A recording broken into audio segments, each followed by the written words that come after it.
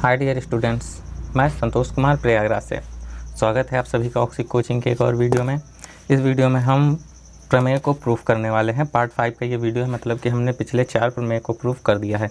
इसमें हम 5 प्रमेय को प्रूफ करेंगे। 5 मतलब 5वां पार्ट है, तो मतलब 5वीं प्रमेय को ही प्रूफ करेंगे। ओके, बाकी इस प्रमेय में हमने देखो 2 प्रमेय ले रखे हैं। इस वीडियो शुरू करने से पहले सब्सक्राइब कीजिए ऑक्सी कोचिंग यूट्यूब चैनल को और बेल आइकन को ऑल पे कीजिए, जिससे फ्यूचर में कोई वीडियो आप मिस ना करो। अगर आपने पहले से ही सब्सक्राइब कर रखा है तो थैंक यू वेरी मच। इस वीडियो में हम 2 प्रमेय को प्रूफ करने वाले हैं, इसे और इसे। वैसे तो ये दोनों अलग अलग प्रमेय हैं, यानी कि ये प्रमेय और ये प्रमेय दोनों अलग हैं। बाकी इसी प्रमेय का ये विलोम है, ठीक है। ये प्रमेय सीधा है, देख लो, पढ़ लो कि समांतर चतुर्भुज के विकर्ण एक दूसरे को परस्पर समद्विभाजित करते हैं। तो उसमें क्या है कि यदि एक चतुर्भुज के विकर्ण एक दूसरे को समद्विभाजित करें तो वह समांतर चतुर्भुज होता है, यानी कि इसी का ये उल्टा है। तो बाकी अब हम बात करें, आप भी सोच रहे होंगे कि आखिर जो प्रमेय का विलोम को भी प्रमेय बनाने की आवश्यकता क्यों पड़ी। तो भाई इसमें मैंने ऑलरेडी पार्ट 4 में काफ़ी डिटेल में बातें कर रखी हैं, ठीक है। अगर वही बात मैं फिर से इसमें रिपीट करूँगा तो बस समय की बर्बादी होगी और वीडियो भी काफ़ी बड़ी बन सकती है। तो इसीलिए अगर आप देखना चाहते हो कि सही प्रमेय को हमें विलोम प्रमेय बनाने की क्यों आवश्यकता पड़ी, तो यह पार्ट 4 को देखना मत भूलना। आपको आई बटन पे मिल जाएगा, हो सकता है तो हम उसको डिस्क्रिप्शन में लिंक डाल दें। और अगर आपको कहीं नहीं मिले तो हमारी प्लेलिस्ट देख लेना, चतुर्भुज वाली प्लेलिस्ट, उसमें सभी प्रमेय सभी वीडियो हमने उसमें डाल रखे हैं। ओके, तो बात कर लेते हैं इसमें सबसे पहले इस प्रमेय की, यानी कि पहले वाले की। तो इसमें है कि समांतर चतुर्भुज के एक विकर्ण एक दूसरे को परस्पर समद्विभाजित करते हैं। मतलब कि कोई चतुर्भुज है, वह एक समांतर चतुर्भुज है। ओके, अब समांतर चतुर्भुज क्या होता है आपको काफ़ी अच्छे से पता होगा, अगर आप हमारी पुरानी वीडियो देखते आ रहे हैं तो इसमें यह बता रखा है कि अगर हम इसमें विकर्ण डाल दें, देखो विकर्ण डालना हम भूल गए, इसमें वह बता रहा है कि अगर हम विकर्ण डाल दें तो विकर्ण जो है एक दूसरे को ही परस्पर समद्विभाजित करेंगे। देखो हम इसमें AC विकर्ण डाल देते हैं एक, तथा BD भी डालेंगे, देखो, और एक विकर्ण हम BD डाल देते हैं। तो अभी इस प्रमेय के अनुसार कि ये विकर्ण जो हैं O पे कहीं ना कहीं मिलेंगे, इसे हम O बिंदु दे देते हैं। तो ये विकर्ण एक दूसरे को समद्विभाजित कर रहे हैं। समद्विभाजित करने का मतलब ये जो BD है वो AC को 2 बराबर भागों में बांट रहा है। अगर AC को 2 बराबर भागों में बांटेगा तो क्या होगा, AO बराबर होगा OC के, तथा AC जो है वो BD को भी 2 बराबर भागों में बांट रही है, मतलब कि BO जो बराबर होगा वो होगा OD के, ठीक है। तो अभी हम इसी चीज़ को प्रूफ करेंगे। इसी प्रमेय को प्रूफ करने का मतलब है कि हम इसे प्रूफ करेंगे कि आखिर ऐसा क्यों होता है। तो बाकी इतना दिया है कि यह एक समांतर चतुर्भुज है। अब समांतर चतुर्भुज है तो मतलब कि ये भुजा इसके बराबर में है तथा समांतर में भी है, और साथ ही साथ ये भुजा इसके बराबर में है और साथ ही साथ समांतर में है। तो देखो हम कैसे प्रूफ करते हैं। तो हम त्रिभुज इसे ले लेते हैं, कोई भी 2 त्रिभुज ले लो, कोई भी 2 नहीं, मतलब आमने सामने का कोई भी 2 त्रिभुज ले लो, चाहे X और Y, चाहे इन दोनों त्रिभुज को ले लो, चाहे आप इन दोनों त्रिभुज को लेकर भी हम प्रूफ कर सकते हैं। फिलहाल मैं तो X और Y इन्हीं दोनों को लेने वाला हूँ। आपकी मर्जी हो तो इसे और इसे भी लेके प्रूफ कर लेना, ठीक है। तो इस त्रिभुज को हम इसे सर्वांगसम में प्रूफ कर देंगे। देखो हमें पता है कि AD जो है AD बराबर है किसके, BC के, ठीक है, क्योंकि समांतर चतुर्भुज है। अब ये इसके बराबर है तथा ये कोण इस कोण के बराबर होगा। क्यों होगा, क्योंकि AD और BC क्या है, समांतर है। और समांतर है तो ये BD जो है वो तिर्यक रेखा का काम करेगी। काफ़ी बार हमने आपको बता दिया है, ठीक है। तो ये और ये एकांतर कोण होंगे, तो मतलब कि ये कोण और ये कोण बराबर होगा। तो हम लिख सकते हैं कि एंगल ADB जो है वो इक्वल होगा किसके, एंगल CBO के, एंगल CBO के।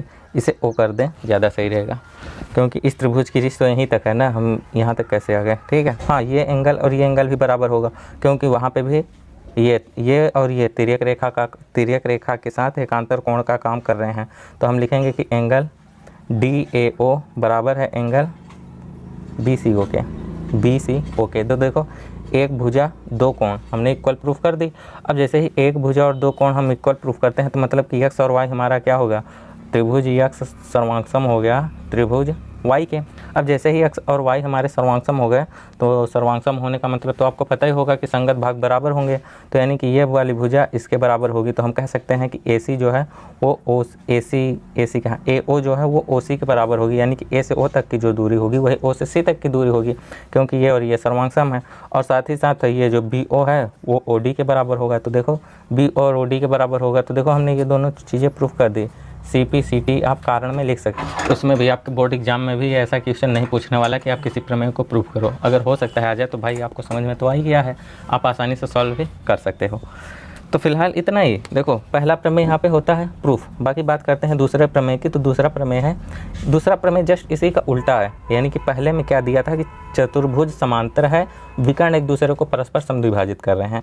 अभी विलोम में क्या है कि कोई भी चतुर्भुज है, अगर उसमें विकर्ण एक दूसरे को समद्विभाजित कर रहे हैं तो मतलब कि वह चतुर्भुज समांतर चतुर्भुज होगा या कि फिर नहीं होगा। तो फिर चलो देख लेते हैं कि होगा कि नहीं होगा। तो यहाँ से अगर हम उसे स्टार्ट करें दूसरे को हल करना, तो हमें दो नई आकृति भी तो बनानी पड़ेगी। तो इसमें क्या दिया है कि विकर्ण जो है एक दूसरे के समांतर, मतलब कि एक दूसरे को समद्विभाजित करते हैं। तो देखो हम विकर्ण डाल देते हैं एक इधर, AC की भी हमें आवश्यकता पड़ेगी तो हम AC भी बना लेते हैं। ठीक है, इसे हम नाम O दे देते हैं मध्य बिंदु को। तो इसमें यह बता रहा है कि ये जो विकर्ण है एक दूसरे को परस्पर समद्विभाजित कर रहे हैं, यानी कि इसके विलोम वाले में देख लो, एक दूसरे को समद्विभाजित करें तो वह समांतर चतुर्भुज होता है। यानी कि विकर्ण जो है एक दूसरे को समद्विभाजित कर रहा है, तो मतलब कि AO और OC तथा BO तथा OD बराबर हैं। इसमें हमें ये चीज़ प्रूफ करने को कहा गया था, इसमें ऑलरेडी दिया है, ये चीज़ दे दिया है। और हमें प्रूफ क्या करना है कि ABCD समांतर चतुर्भुज है। तो हम फिर से वही क्रिया अपनाएंगे, कौन सी, कि x और y को हम फिर से सर्वांगसम प्रूफ कर देंगे। और सर्वांगसम प्रूफ करेंगे, बहुत ईजी है। देखो ये भुजा इसके बराबर में है, दिया ही है, हम लिख लेते हैं कि त्रिभुज x और त्रिभुज y में। तो देखो AO जो है वो OC के बराबर है, ठीक है, तथा BO जो है वो OD के बराबर है। यहाँ पे BO नहीं आएगा, OD इधर आएगा। OD जो है वो BO के बराबर है। साथ ही साथ ये वाला एंगल AOD बराबर है किसके, एंगल AOD बराबर है इस एंगल के, यानी BYC के, एंगल BYC के।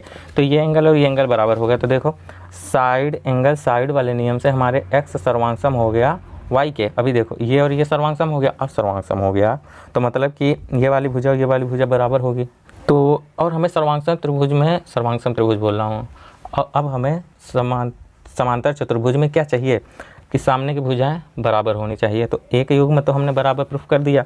अब उसी तरीके से आप इसे और इसे भी बराबर प्रूफ कर सकते हो। मतलब कि आप कैसे बराबर प्रूफ करोगे कि 1 और 2, यानी कि अभी त्रिभुज 1 और 2 को हम सर्वांगसम प्रूफ कर देंगे। देखो ये भुजा इसके बराबर, ये भुजा इसके बराबर, ठीक है। तो और ये कोण इस कोण के बराबर होगा, तो मतलब कि 1 और 2 हमारा क्या हो जाएगा, सर्वांगसम हो जाएगा। सर्वांगसम हो जाएगा तो मतलब AB जो है वो DC के बराबर हो जाएगी, ठीक है। तो आप ऐसे भी प्रूफ कर सकते हो, और नहीं करना चाहते तो आप डायरेक्ट इसी त्रिभुज यानी कि x और y जैसे ही हमने सर्वांगसम प्रूफ कर दिया है, तो ये कोण और ये कोण भी तो बराबर होगा। क्यों होगा, क्योंकि भाई सर्वांगसम है।